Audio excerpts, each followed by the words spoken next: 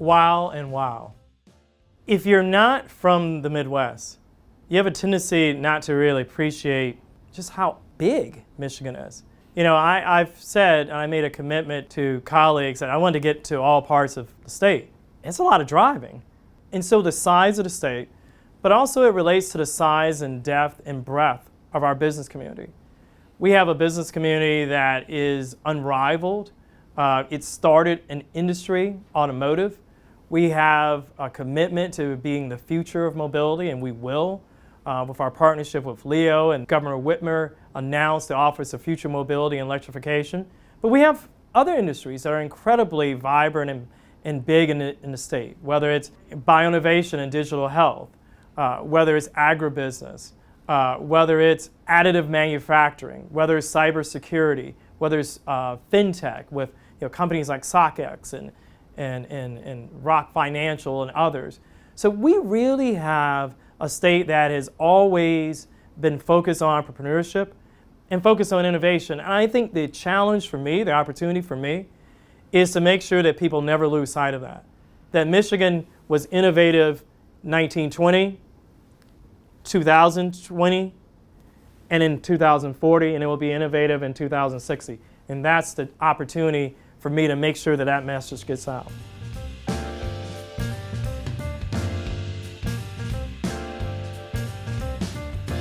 Well, every company starts off with an entrepreneur having an idea.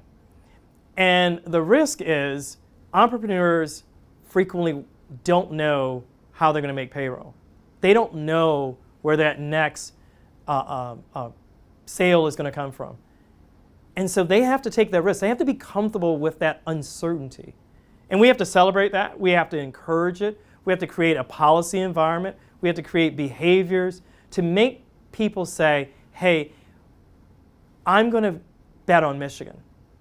I mean, one of the tremendous opportunities is we have great, tremendous universities, and they produce a lot of research. We now have an opportunity, and we've got tremendous people on our team who are working on this. How do we come alongside universities to make sure that more of that research gets commercializable? How do we come alongside our venture capital and our private equity community to make sure there's more risk capital for businesses who are based here in Michigan? They can stay here in Michigan. There is enough capital here.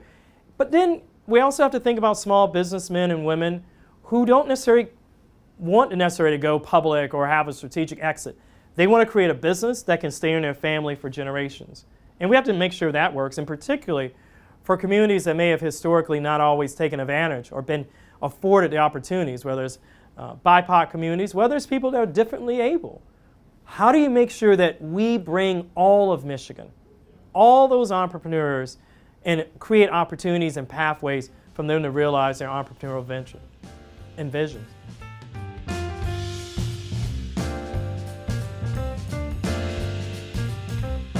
I think there are a couple of things we have to do. We have to listen to them, so we have to be actively engaged. That was what the governor and lieutenant governor did all summer, and we were a part of it with Leo and other parts of state government, listening to her and understand what they need. And typically small businesses really need three things. One, they need speed. If they're trying to get permitting or they're trying to get registration or whatever they need from government, they need it to happen fast. Even if it's a no, or even if it's a not now, they need to hear that fast. So one of the things we've committed to doing as part of our commitment to outstanding customer service is getting answers to people fast. Two, they always need access to customers. They always need access to new markets. So we're working with entrepreneurship support organizations across the state, small business development centers. There are tremendous incubators all across the state. But last, we need to make sure that we get vital support, whether it's financial, whether it's mentoring, whether it is connection and to procurement opportunities to the small businesses themselves, to the men and women who are actually trying to make that payroll, trying to grow and access new markets. And we need to listen to them and be very proactive in our responsiveness to their needs.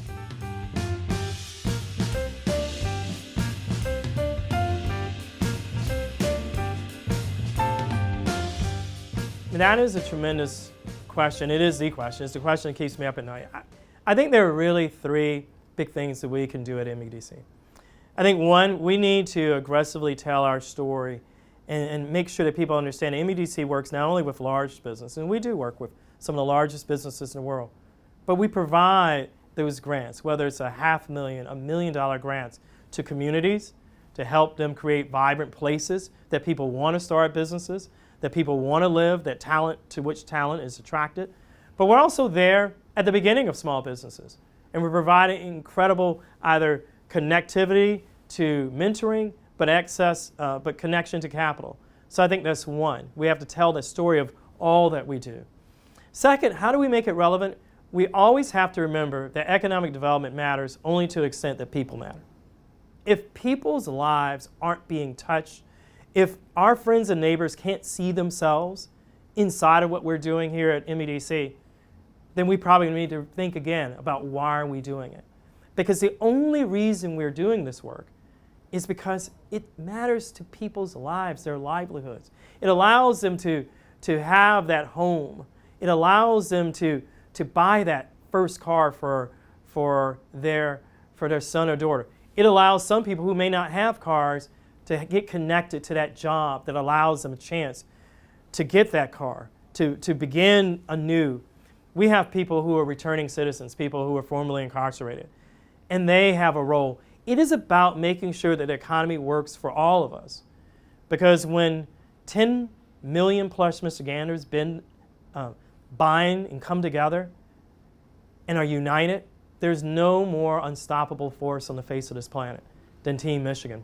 And then the final thing is, look, we're in a global competition for talent, for capital, for ideas. And Michigan has always stood for ingenuity. It stood for invention. And that's the way it was back when Henry Ford transformed the world. And as companies like StockX and thinkers like some of our tremendous business leaders continue to do so, we'll be that way again. And so that's what we do. And here at MEDC, we have the unique ability to bring not only economic development, traditional economic development, but community development. We have arts-based economic development. So that whole notion that human beings are holistic people. And that's what we do here at MEDC, holistic economic development that allows people to realize their economic dreams and aspirations right here in this great state.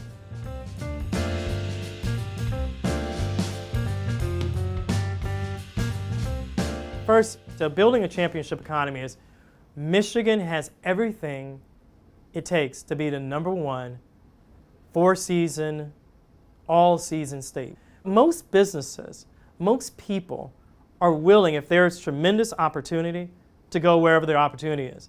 So we need to be the #1 four-season state. Yes, we made tremendous strides in CNBC's ranking. We moved from 24th to 11th. That's great. Let's celebrate it. 13 spots is the most spots that any state moved. But we're not going to be satisfied until we're #1. Because that's who we are as Michigan. You've got to stay hungry. And so how does that manifest itself at MEDC? Responsiveness to each other, support each other, breaking down silos.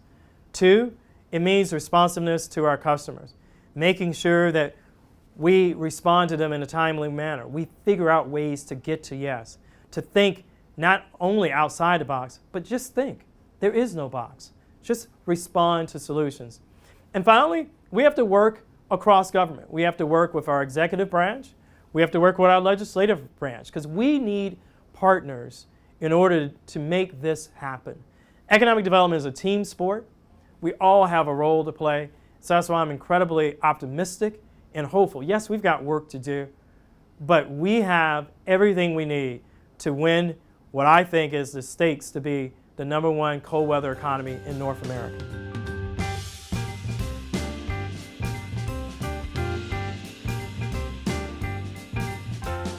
I think it means what I began with, wow. You know, I applied for this position amid a global pandemic. I hadn't been to Michigan in over a decade. I had not been much beyond the Detroit metro area. I've been to Flint and Saginaw maybe once or twice. And the Lower Peninsula has some beautiful parts, but going to the UP and going to Marquette and Iron Mountain and Escanaba and seeing the great businesses and hearing their stories, hearing people talk about why they love the state so much, why many of them, I think about the CTO of Walboro. Here's a young man who has been all over the world. He was in San Diego. He wanted to come back home to the Thumb. And there was a great opportunity in the Thumb for him. I think about the entrepreneurs behind Detroit versus Everybody, who now has Michigan versus Everybody. And I think of that inventiveness. I think of the energy of Ann Arbor. I think of the hopeful revitalization in Flint, led by Kettering and University of Michigan Flint. I think of Grand Rapids, and I think about what you see on Medical Mile and all the great companies there. And there's so many hidden gems about Michigan. Who knew that Michigan was such a center of design innovation, with Newell Rubbermaid and Stryker in the Kalamazoo area? And what about the fashionable furniture makers in western Michigan and Holland? You think of Hayworth and Steelcase and Miller Knoll. Who would have thought? But that's who Michigan is, because in one word, Michigan is innovation. And when you are innovation, you always are going to have a chance to change the world again and again. And that's what excites me so much of being part of this great team.